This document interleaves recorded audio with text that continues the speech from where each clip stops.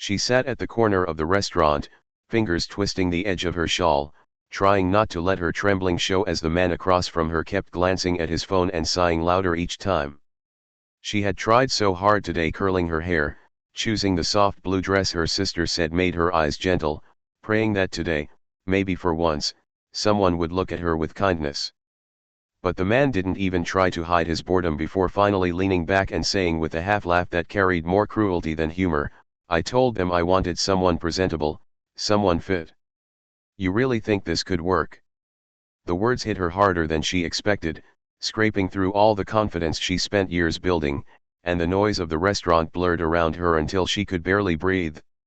She kept apologizing even though she had done nothing wrong, her voice shrinking into silence as he stood up and left without a second glance. For a moment she sat frozen, fighting the burn in her eyes, trying not to cry in public again, telling herself she should be used to it by now, but somehow the rejection still carved deep, as if every harsh word she had ever heard gathered to press against her chest all at once. 2. She whispered to herself that she would leave quietly, keep her head down, pretend the night didn't hurt as much as it did, when suddenly a small voice from the next table drifted over, soft, curious, and entirely innocent. "Daddy, why is that lady sad?" She stiffened, embarrassed, hoping no one else had noticed her shaking hands, but before she could gather her things, she sensed someone standing beside her. She looked up and found a tall man with warm, tired eyes and a little girl peeking from behind him, eyes wide, clutching a stuffed rabbit with worn-out ears. The man cleared his throat gently, as if giving her time to breathe, and said in a tone so different from the one she had just heard, "I'm sorry if this sounds strange, but are you okay? You don't have to say yes. I can just bring you water if you want a minute." The sincerity in his voice disarmed her completely, and for the first time that evening, she didn't feel like shrinking away. She didn't know what to say, didn't know why the stranger's presence softened something in her chest, but the simple act of being spoken to kindly made her eyes sting all over again. 3. The little girl tugged her father's sleeve, whispering not so quietly that the lady needed cheering up, and before he could stop her, she placed her stuffed rabbit on the table in front of the broken-hearted woman. "You can borrow Bun Bun," the child announced proudly, "she makes me feel better when I cry." The woman blinked, stunned, her lips parting as an unexpected laugh bubbled up, small, cracked, but real. She touched the rabbit gently, feeling the soft fabric like a tiny anchor holding her in place. The father smiled, rubbing the back of his neck in embarrassment, but his eyes were gentle as he said, "She doesn't usually share Bun Bun with anyone. You must be special."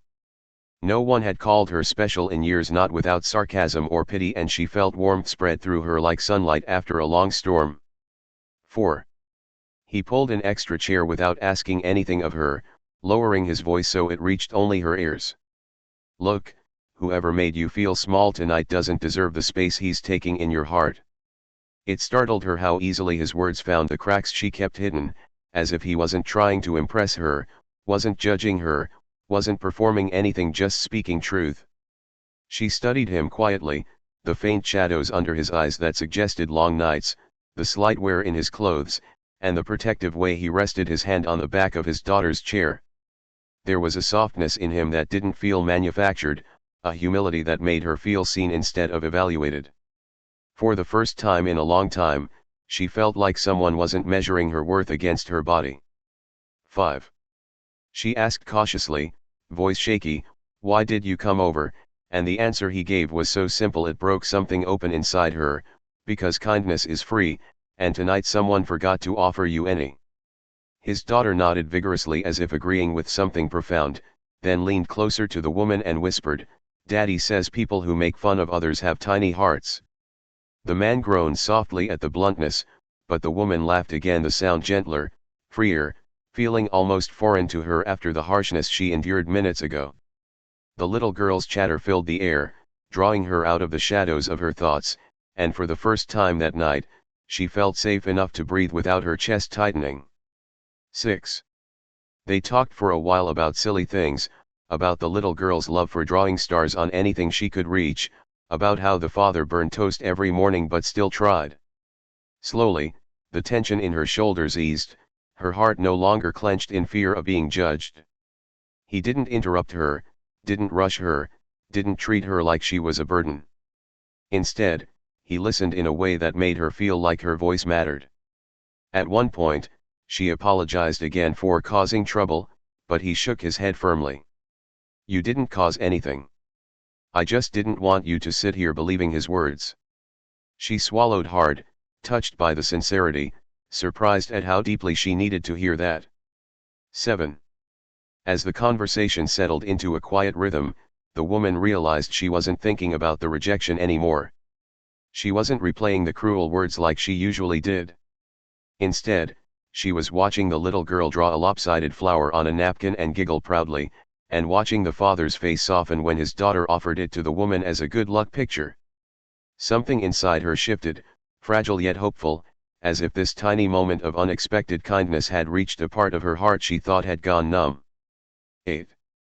Eventually, the father checked the time and sighed, lifting his daughter gently into his arms as she yawned dramatically, insisting she wasn't sleeping. He smiled at the woman, a warm, grounding smile that made her pulse flutter unexpectedly.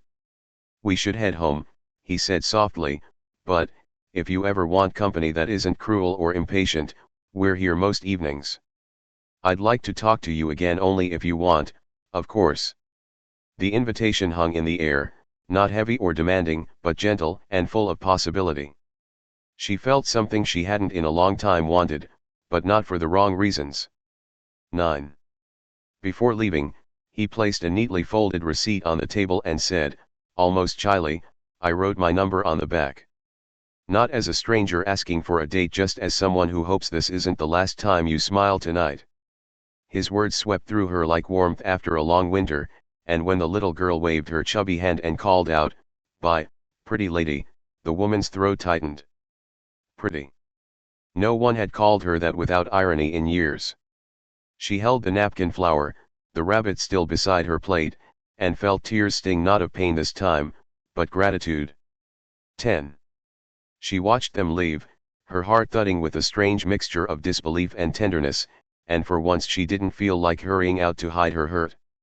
Instead, she sat there, letting the unexpected kindness settle into her bones. Maybe tonight wasn't a failure. Maybe the universe had ripped something away only to place something far gentler in its place.